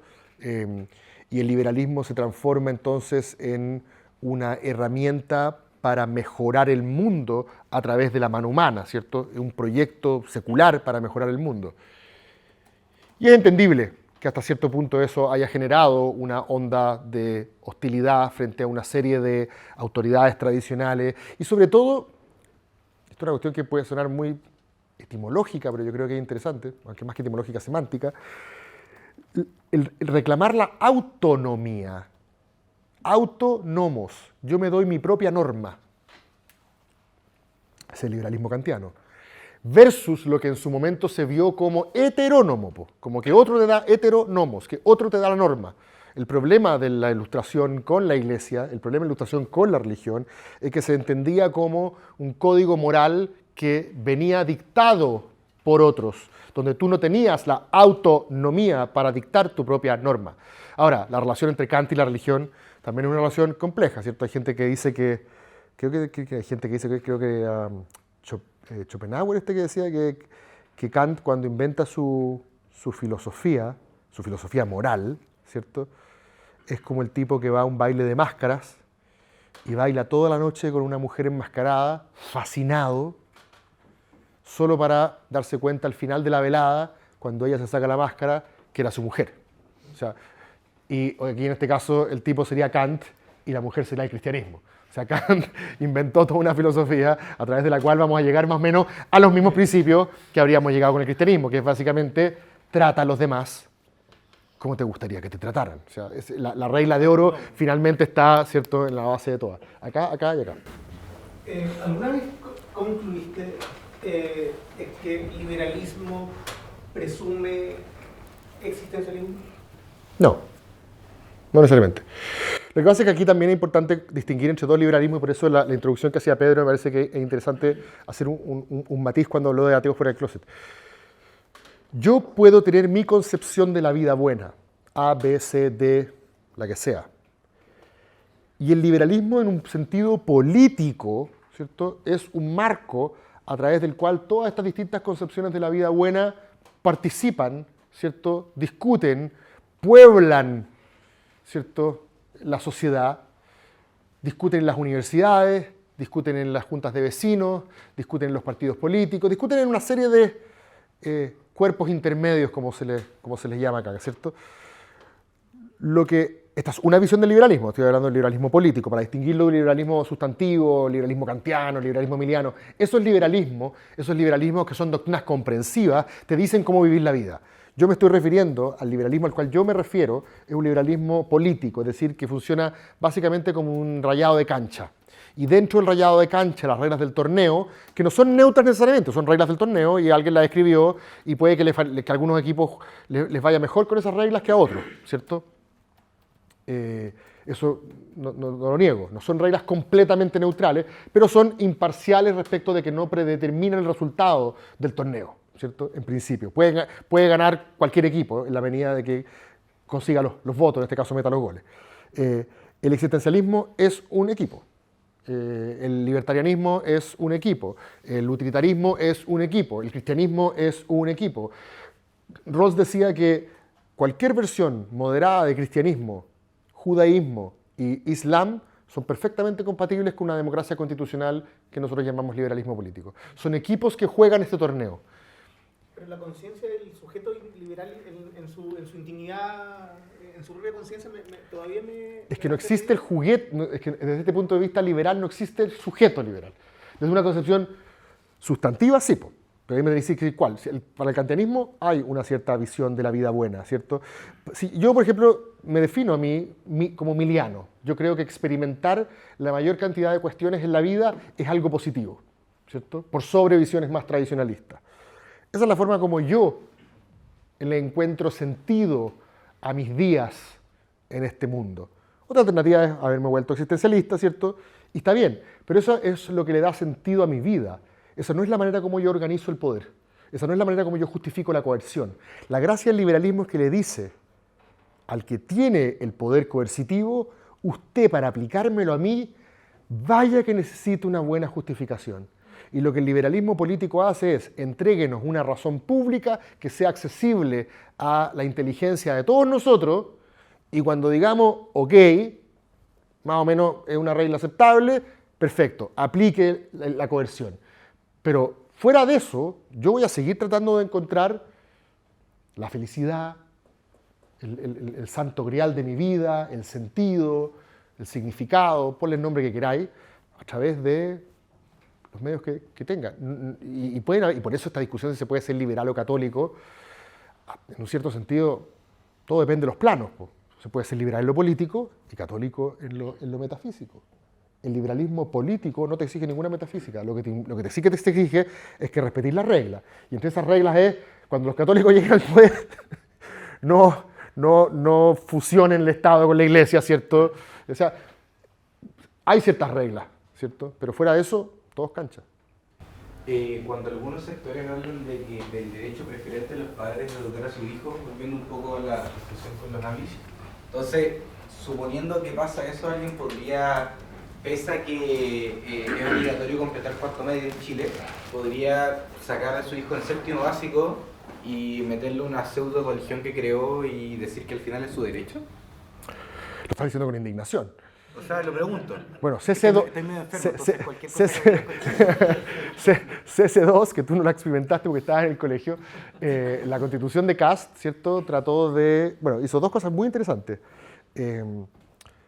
CC2 sostuvo que los colegios tenían que tener solo un 50% del currículum obligatorio y el resto de la mitad podían decidirlo ellos mismos, justamente para plasmar su proyecto educativo a través de, ¿cierto?, el currículum que ellos quisieran. Lo que en ciencia, en historia, o sea, en varias cuestiones puede ser controversial, ¿cierto? Pero claro, la otra alternativa es uniformar, pues, el mismo para todos. Es una discusión interesante. Y también propuso constitucionalizar el homeschooling, ¿cierto? Que los niños puedan ser educados en sus casas, ¿cierto? Eso tiene una serie de efectos, pero ahí tú efectivamente estabas diciendo, los niños son míos, ¿cierto? Con mis hijos no te metas, como decía el bus de la libertad, ¿cierto? Hay algunos que le llaman propietarismo a eso, pero que es una tendencia muy humana y racional, por cierto. Nace algo de mí, nace algo de nosotros y decimos, bueno, esta cuestión niños, sí, también son míos, ¿quién me va a decir a mí cómo educarlos, ¿cierto? Y los niños siempre son, en la teoría política liberal, un asunto tremendamente difícil, donde hay distintas sensibilidades liberales al respecto. ¿Hasta qué punto son tuyos? ¿Cierto? ¿Cuánta autonomía progresiva tienen? ¿Cuánto puedes pensar en lo que van a hacer más adelante? ¿Cuánto tienes que pensar en ellos ahora? Hay una serie de teorías de la educación que discuten justamente eso. Tengo que estar pensando en el futuro ciudadano o en su bienestar actual. Su bienestar actual puede involucrar una cierta dosis de coherencia cultural, por ejemplo. Un niño que llega a la casa diciendo, mamá, me dijeron que Diosecito, Dios no existe. ¿Cómo llega la luna al colegio? No cree ese niño. O sea, hay una serie de cuestiones que son muy complejas en edad escolar. Generalmente el liberalismo, en su, digamos, tratamiento canónico, sostenía que si es que tú podías ser paternalista con alguien, era justamente con los niños, ¿cierto? El liberalismo de Kant y Mill es muy distinto, pero en algo están de acuerdo, no al paternalismo. Tú no puedes tratar a adultos como si fuesen niños. El Estado no le puede decir a la vida, a la gente cómo vivir, ni por su propio bien físico o moral. Cecilia Morel lo tenía muy claro, por eso era elige vivir sano. Elige, no vive sano. El Estado no te puede decir vive sano, elige vivir sano. Entonces, la relación con los niños siempre ha sido compleja. Y por eso digo que hay distintas interpretaciones liberales al respecto. Aquí, claro. Lo que pasa es que estaba pensando en... Bueno, en todo este tiempo yo he tratado de ir leyendo harto sobre el liberalismo y que todos los fundadores, por así decirlo, o donde están los inicios del liberalismo, son hijos de su tiempo. Sí, claro. O sea, por ejemplo, muchos que escribieron en el siglo XVIII, la iglesia estaba súper fuerte metida en las universidades. Si el gallo se iba, por ejemplo, a Smith o Hume o sea, incluso Newton en alguna de sus ediciones metió a Dios sí, dentro claro. de... Sí. Porque si no perdían cátedra, no le imprimían los libros. Entonces, Sí. uno no puede como leerlo tan literal. No, por cierto. A ver, lo que yo diría que es el último conflicto intelectual relevante a propósito de nuestro tiempo. Ustedes saben que Rawls, Habermas y otros, Habermas ya completamente en el bando liberal, ya no en el bando de la teoría crítica, el Habermas de la mitad de su trabajo en adelante, Habermas y Rawls creían que las democracias constitucionales modernas tenían que tener un lenguaje público para justificar la norma. Un poco lo mismo que les acabo de decir hace un rato, la idea de razón pública. Rawls le llamaba un deber de civilidad, Habermas le llamaba una ética de ciudadanía, pero apuntaban más o menos para el mismo lado. Tenemos que tener un lenguaje democrático común, con independencia de que cada uno tenga, ¿cierto?, su Dios que adorar, con independencia de que cada uno tenga otro lenguaje. No solo en el mundo, no solo en lo privado, no piensen como que hay que escondido leyendo la Biblia, no, en el ámbito no público, que no es lo mismo que el ámbito privado, puede ser ámbito social, etc. En el ámbito público, en cambio, es un ámbito muy delicado, porque es el que puede justificar la coerción. Y para el liberal eso es muy delicado. Entonces, para poder justificar la norma, pide Rawls, pide Habermas, dicen, entrega una razón pública. Una razón pública es una razón que todos nosotros podamos entender y eventualmente aceptar. Hay una serie de complicaciones ahí, pero por ahora dejémosla así. ¿Qué tipo de razón no es pública? decía Rawls. Vamos a prohibir la homosexualidad porque así lo dice Levítico 18:22. Una persona que no considera que la Biblia sea un referente moral, ¿cierto?, obligatorio, va a decir, perdona, pero lo que dice un texto de la Edad de Hierro, a mí, la verdad, que me tiene sin cuidado. ¿Por qué vas a ejercer coerción sobre mí con esta fuente, digamos, de autoridad? Entonces lo que dice Rawls es, todos nosotros debemos ofrecer razones públicas si es que se trata efectivamente de activar el músculo coercitivo del Estado, no es cualquier cosa. Y de hecho Rawls es bastante selectivo, dice, solo para ciertas materias vamos a exigir razones públicas y solo ciertas personas, por ejemplo los diputados cuando están votando en el Parlamento. Si tú estás discutiendo con tu amigo en el Kika tomándote una cerveza, ahí cada uno puede ocupar el argumento que quiera. Pero si tú estás jugando con algo tan delicado como justificar la coerción, porque somos liberales, tenemos que darnos razones públicas, razones que sean no solo inteligibles, sino que accesibles al tribunal de la razón individual de cada uno de nosotros, con independencia de lo distintas que sean nuestras avenidas de vida. Y los religiosos levantaron la mano y dijeron, pero o sea, no podemos argumentar con lo que nosotros queremos, no podemos decir lo que nos nace del corazón. ¿Nos estás diciendo que no seamos sinceros a la hora de justificar en el espacio público? Una buena observación. Y no necesariamente para justificar abolir la homosexualidad, pero puede ser muchas otras cosas. ¿Cómo? Que hoy día pasa igual. Que hoy día pasa igual, claro, exacto. Y de hecho, un gran filósofo se llama Wolstertoff que le dijo a Rawls, fíjate que yo creo que superar la pobreza es un mandato divino. Mi compromiso con políticas redistributivas, un cristiano de izquierda su fundamento es la Biblia. Tú me estás diciendo que entonces yo no puedo argumentar por una reforma tributaria, no sé, progresiva, si es que mi fundamento es ese. Rawls después, con el tiempo, reformula su teoría de la razón pública, esto es un detalle, pero dice, bueno, hagamos una cosa. Pero igual el dato es interesante porque lo voy a graficar con un caso chileno. Rawls dice, hagamos algo. Puedes dar el argumento que quieras, para que no te sientas cohibido, pero al menos entrega un argumento público, una razón pública que sea accesible, y lo hacemos un poco por respetar a los otros, ¿cierto? Imagínense ustedes, nos juntamos 12 personas a una tarea común. No somos necesariamente amigos, pero tenemos una tarea común. Y de repente de esos 12 nos damos cuenta que, no sé, 7 hablan castellano. Hay 2 chilenos, 2 argentinos, mexicanos, españoles, ¿cierto? Hay un par de alemanes también, hay un coreano, hay un francés, hay una joven de Corea, no sé. Y de repente nos damos cuenta de que los que hablan castellano se ponen a hablar entre ellos y los otros quedan colgados. ¿A quién no le ha pasado alguna vez cuando está viajando o está con un grupo de extranjeros que entre ellos se ponen a hablar en su idioma y uno dice como, che, gracias, pobre. ¿Ah? Quedaste como completamente excluido de la conversación. Entonces, lo que pide la teoría de la razón pública en términos muy simples, ¿sabéis qué? Busquemos algo que hablemos todos. Entonces, imagínate que el alemán propone y dice, oye, todos aquí hablamos un poquito inglés, ¿no? Así, po. Y el chileno dice, sí, pero yo apenas lo chapuceo. Po.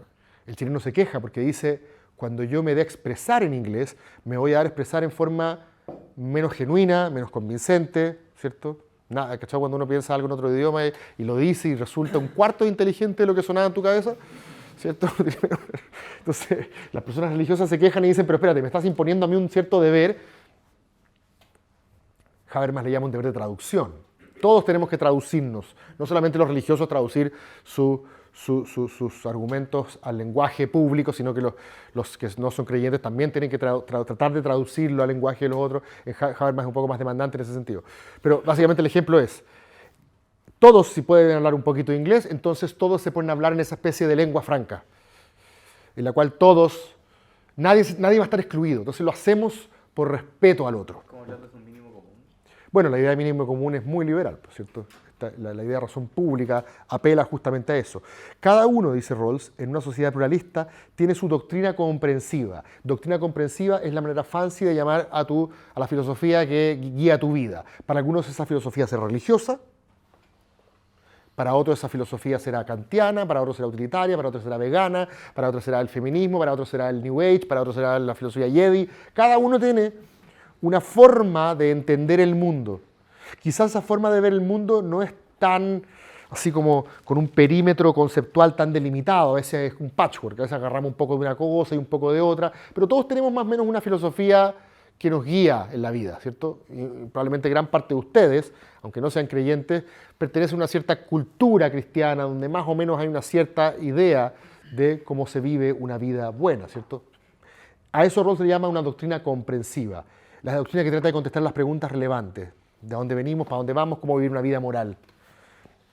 Esas preguntas, ¿cierto? Esas doctrinas comprensivas, lo que le da sentido a tu vida, dice Rawls, no debe ser el fundamento de la coerción estatal. Si es que vamos a justificar una norma para que valga para todos, para los Jedi, para los New Age, para las feministas, para los libertarios, para todos, tiene que ser algo que tengamos en común. Y en ese sentido tu idea del mínimo común es intuitivamente correcta. Apunta a lo que Rawls llama un consenso traslapado. Siempre, aunque la imagen en Rawls es distinta, siempre me imagino como el área churada que nos enseñaban en el colegio, ¿cierto? Entre los distintos conjuntos, algo así. Eso no es lo que va a guiar la vida de todos a la hora de darle sentido. Eso sencillamente es lo que va a justificar el ejercicio del poder político. El resto es cancha. Y por eso para el liberalismo, a diferencia del famoso eslogan, ¿cierto?, de todo es política, para el liberalismo no todo es política, desde ese punto de vista. La política es lo que está dentro del área churada. Lo que está afuera es la forma como ustedes quieren vivir la vida, desde el punto de vista del liberalismo político. ¿Cómo se conjuga eso con la identidad cultural religiosa de los países concretos? Que, llevándolo en mi caso más específico, el problema, entre comillas, se quiere decir que está teniendo Europa la actualidad. Entiéndase que yo veo que hubo políticas muy, digamos, de respeto hacia ciertas religiones y ahora sigue habiendo como poniéndose leyes como para que todos jueguen la misma cancha, pero que tiendo a ver que son más dirigidas hacia grupos específicos. Por ejemplo, la prohibición del adhan, o sea, el llamado a la oración, porque es molesto a nivel auditivo para alguien que no viene de ahí. Si no me equivoco, en ciertos países del norte de Europa se ha prohibido el uso de las quimas, que se llaman, que cubren la cara, pero que en el fondo es para prohibir los burkas y así y así. Entonces... Sí. Todas las sociedades tienen problemas a la hora de lidiar con eso porque además los valores van cambiando. Pónganse a pensar ustedes cuando en Europa los valores animalistas dijeron que ya no podían haber ninguna práctica en el procesamiento de alimentos que significara sufrimiento animal. Pero sí hay todavía en Europa, tanto en grupos musulmanes como en grupos judíos, en algunos grupos, ¿cierto?, para la comida, la halal, la kosher, ciertos rituales que implican desangrar, exacto, y se les prohibió. En otros se dice, no, sabéis que para no herir sus sensibilidades hagamos una excepción y que se les permita. Los Sikh en Inglaterra, por ejemplo, pelearon por, los Sikh son esos que ocupan los turbantes de colores, pidieron por una excepción para no ocupar cascos para andar en moto. La regulación dice, todas las personas tienen que ponerse en casco para andar en moto. Ellos dijeron, flaco, a mí no me cae el casco. ¿Cierto? O no ocupar casco en la construcción, ¿cierto? Está lleno de normas que a veces se han solicitado excepciones para ciertos grupos, excepciones a la norma generalmente aplicable. Ahora, también está el problema clásico de la inflación de excepciones. Si tú le empiezas a dar excepciones a uno, bueno, llega el otro y dice, ¿por qué a mí no? Yo tengo una creencia tan intensa como la otra, solo que no es metafísica, no sé. Pues, en la Universidad Adolfo Ibáñez, por ejemplo, los estudiantes judíos no van a prueba los sábados. Puta, yo juego a la pelota todos los sábados y tengo un compromiso religioso con mi equipo. Religioso literalmente, juego hace 25 años y no me pierdo ningún sábado del partido, ¿cierto? ¿Por qué esa intensidad que yo siento en ese compromiso, ¿cierto?, es menos porque no tiene una dimensión metafísica, ¿cierto? Todas esas discusiones son parte del escenario. Hay liberales que dicen, no hagamos excepciones, Brian Berry, por ejemplo, y otros liberales que dicen, no, ¿sabéis qué? Veamos en paz y acomodemos la diferencia, ¿cierto? El multiculturalismo, que es esta idea de que los grupos que emigraron a Europa y trajeron sus costumbres, se les debe permitir seguir viviendo de acuerdo a esas costumbres, es una cuestión tremendamente debatida entre liberales. Hay algunos que dicen sí, obvio que sí, que sigan viviendo como vivían antes, pero ¿qué pasa cuando se trata de mandar a tu hija de 12 años a casarse con un viejo en Bangladesh que no ha visto nunca? ¿Para qué hablar de la mutilación genital femenina? Claro, esos son los casos más más como brutales, pero hay otros casos que no son tan brutales y que son más sutiles y más complejos. Ahora, para terminar, hoy día, así como les dije que la teoría como base en el liberalismo es esta idea de separación Estado-Iglesia de 3 niveles, principio libertario, principio igualitario y principio de neutralidad. Hoy día hay una teoría relativamente nueva que tiene bastante influencia, que se hace una pregunta que me parece súper interesante y con esa podemos ir concluyendo. La pregunta que se hace es: ¿por qué el liberalismo tiene que ser secular, en el sentido de autónomo de la religión? ¿Cuál es lo problemático del fenómeno religioso para la religión? ¿Por qué es problemática? ¿Por qué la ha asumido siempre como problemática? Es por esta idea media de la ilustración, de que es irracional, ¿cuál es realmente el problema? Entonces, hay una autora que los invito a echarle un vistazo, que se llama Cécile Laborde, una francesa. Lo que hace ella es decir, mira, en realidad la religión como categoría político-legal, ya no como categoría, como fenómeno complejo, sino como categoría política de la religión, la verdad es que no es especial para la teoría política liberal.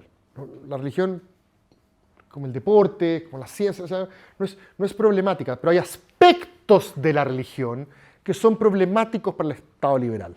Entonces, primera cosa que dice ella es... ¿Cómo se llama la autora? Cécile Laborde, Laborde. Si quieren después puedo hablar con Pedro y les mando algunas lecturas.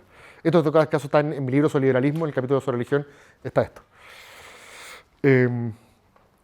¿Por qué sería problemática la religión?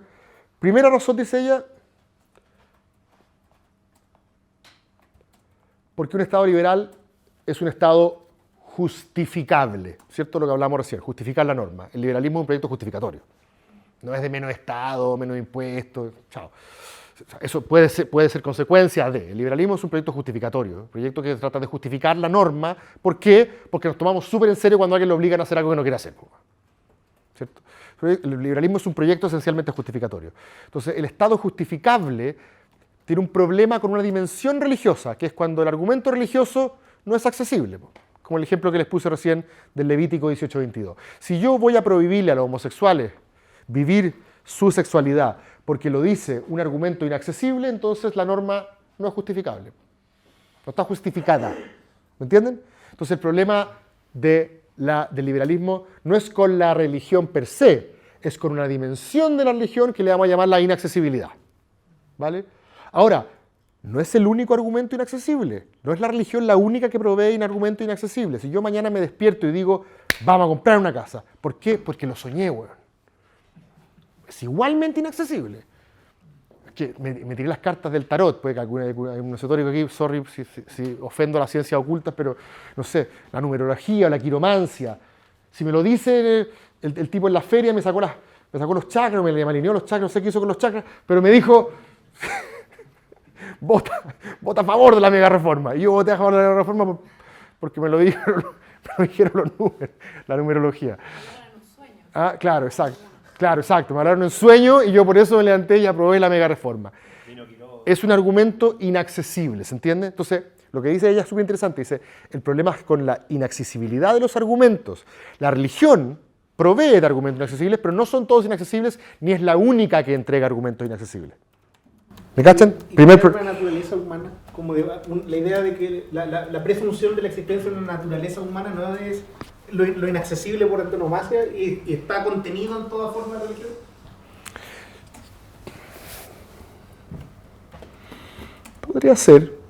Podría ser una razón no pública en cierto sentido. Creo que a eso quería ir con la pregunta anterior de si no presume existencialismo, porque si es que hay una esencia que se realiza previa a la existencia. No, pero el liberalismo, claro, pero el liberalismo no se pronuncia sobre eso. El liberalismo es agnóstico respecto a esa pregunta. Aquí el liberalismo solamente lo que dice es, si yo para justificar la norma para justificar la norma, no para decirte cómo debes vivir, para justificar la norma, tengo que utilizar un argumento inaccesible, entonces lamentablemente adolezco de justificación. No se está justificando la norma. Y eso a veces las religiones, pero a veces otros argumentos inaccesibles también pueblan el espacio público. Segundo argumento, dice ella. El Estado no solo debe ser justificable, sino que el Estado debe ser inclusivo. El Estado liberal, no sé cómo serán otros, dice ella. El marxismo puede decir que los proletarios están por sobre los burgueses, pero el Estado liberal cree en la igualdad y no trata a ciudadanos como primera y segunda categoría, ¿cierto? El Estado liberal es inclusivo. Y como el Estado liberal es inclusivo, sí tiene un problema con la religión cuando la religión promueve una división entre ciudadanos de primera y segunda categoría. Por ejemplo, cuando la religión suele ser socialmente divisiva. En aquellos países, a propósito del contexto cultural, ¿cierto?, en los cuales el Estado se asocia a una cierta identidad religiosa en desmedro de la otra. Generalmente en los países donde hay conflictos religiosos y el Estado se la juega por uno de los dos bandos, el otro llega y dice, pero flaco, ¿cierto? Si el poder político asociado a la religión aquí me está generando un tremendo desmedro a mi autoestima, a las bases sociales del igual respeto, incluso a mi supervivencia a veces. Entonces, en esos casos, la religión es problemática. Chile no tiene una tradición de conflicto religioso como otros países sí lo han tenido, pero en esos países donde sí tiene esa tradición, este argumento hace mucho sentido, ¿cierto? Entonces, nuevamente, ¿el Estado inclusivo, así como el Estado justificable, tiene un problema con la religión? Sí, pero solo cuando la religión es divisiva y tampoco es la única cosa divisiva, ¿cierto? En Ruanda se mataban entre los Hutus y los Tutsis por razones étnicas, ¿cierto? Hay equipos de fútbol que entre ellos se matan por factores, o sea, las identidades divisivas no son solamente religiosas. En Italia, un pueblito al lado del otro, Exactamente, por eso ya dice el problema son las identidades divisivas, no es la religión propiamente tal. Y en tercer lugar, dice ella, el Estado debe ser limitado.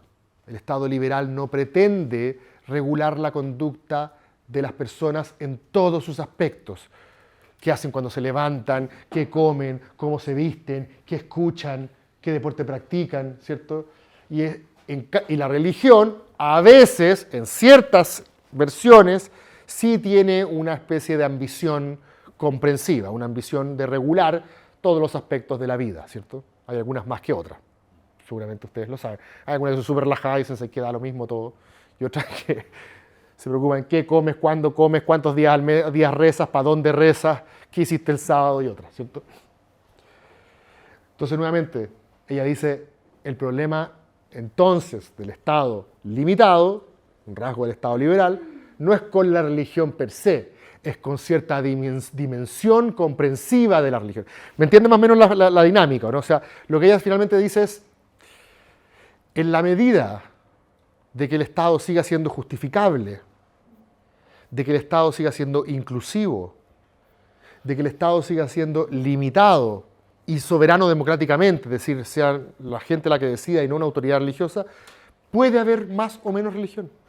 De hecho, ella se imagina dos países ficticios, Secularia y Divinitia, o Divinitia, una cosa así. En Secularia, la religión está fuera del espacio público. No hay símbolos religiosos, el presidente no habla de Dios. En Divinitia, sí. El presidente habla a veces de un Dios genérico, hay financiamiento para los proyectos educacionales religiosos. Y los dos, dice, pueden ser liberales. Porque para el liberalismo lo único que basta es un secularismo minimalista.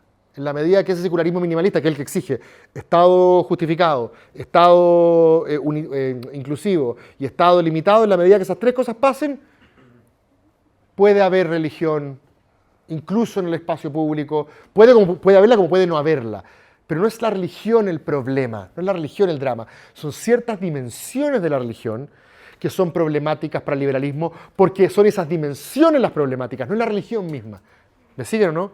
Lo valórico. Es problemática Como lo moral, lo valórico. Claro, pero lo moral. Tema relacionado a como tema. Claro, pero ahí lo problemático sería la inaccesibilidad del argumento. Entonces, por ejemplo, te pongo un ejemplo. Agenda trans. Claro.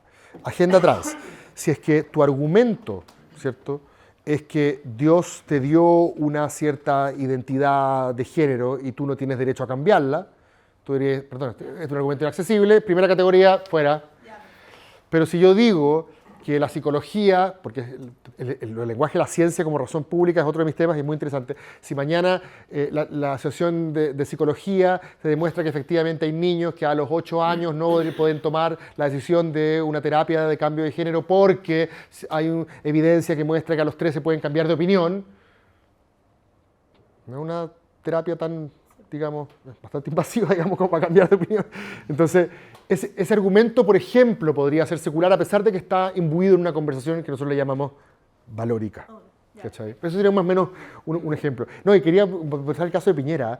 Piñera, yo trabajé con Piñera, me acuerdo que discutimos esto una vez, y yo le daba la lata con Rawls, y Piñera defendía la prohibición del aborto y de la eutanasia porque solo Dios da la vida y solo Dios la quita. Siempre lo decía.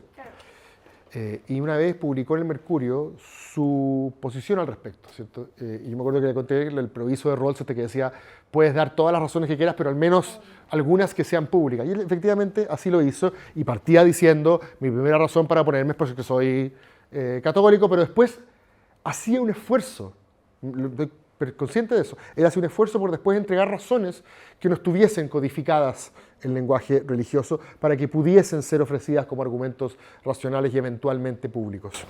En el caso que usted plantea de que efectivamente la religión per se es simplemente un elemento divisor, pero no es, como en muchos, la religión es simplemente uno y puede no serlo, ¿no cree que para que efectivamente haya una sociedad que en pluralidad religiosa funcione, tiene que haber un gran elemento homologante de la gente para que, por ejemplo, yo, si tengo que ponerlo así, si yo veo una sociedad que relativamente, funcionalmente, con pluralidad religiosa funciona, diría la costa este y oeste de Estados Unidos. Porque yo, por ejemplo, he ido a lugares del Medio Oriente donde existe la pluralidad, existe el respeto, y yo, por ejemplo, tenía una amiga libanesa que llevaba la crucecita, tenía la guata de la Virgen, le preguntaba, oye, a misa no, si yo no soy católica. ¿Cómo? Pero es para mostrar que yo no soy como usted. Sí. Y en general siempre veo así como una especie de, más que como una convivencia, una coexistencia, así como yo te respeto, no te voy a matar, tú vives acá, pero yo vivo en mi barrio, tú vives en tu barrio, nos juntamos con cierta gente, usted se junta con cierta gente, y así, en realidad no nos mezclamos. Puede ser. Ahora, esa otra buena pregunta, ¿cuánto exige mezclarte un Estado liberal?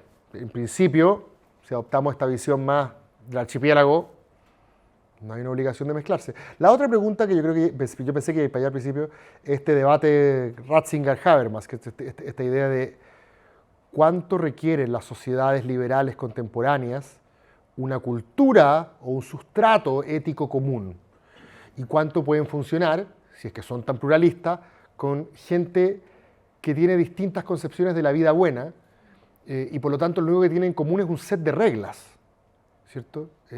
Puede vivir en común gente que tiene solo un set de reglas compartidas sin ver el mundo de la misma manera.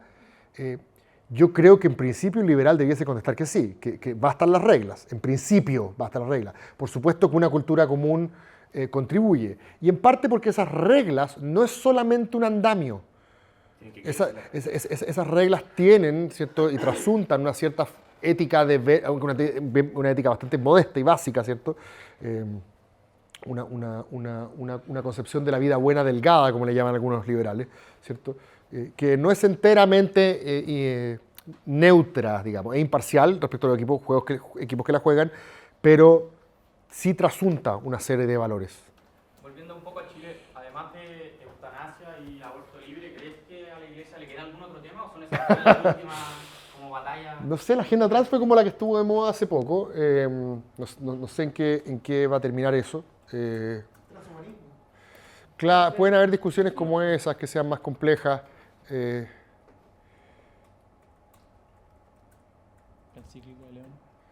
Bueno, es súper interesante lo de León. El Papa Francisco también con Laudato Si establecen un diálogo con un mundo secular. En el caso de León, un mundo más progresista. En el caso de Francisco, más progresista. En el caso de León, no sé cómo calificarla todavía.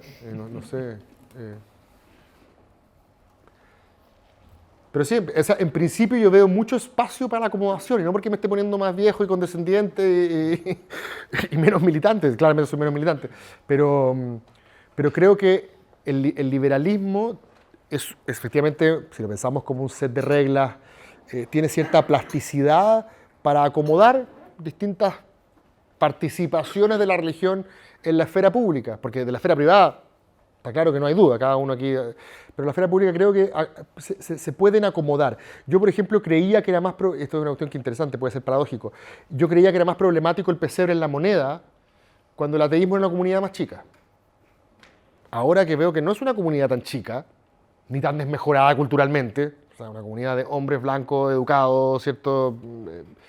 No veo ahí a los marginados de la patria, digamos. No me parece que sea mandarles un mensaje de que son ciudadanos de segunda clase por el hecho de que haya un pesebre. Pero hay que estar atento también a cuestiones que a veces uno puede considerar de que son un poquito...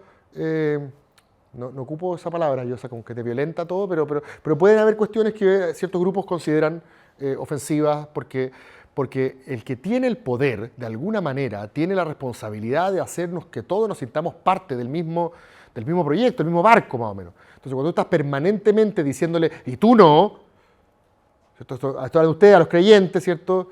Dios, y permanentemente es una forma sutil de decirle al que no está creyendo en Dios que no es parte de ese mismo proyecto. Eso me parece que es políticamente complejo, no abusaría de eso.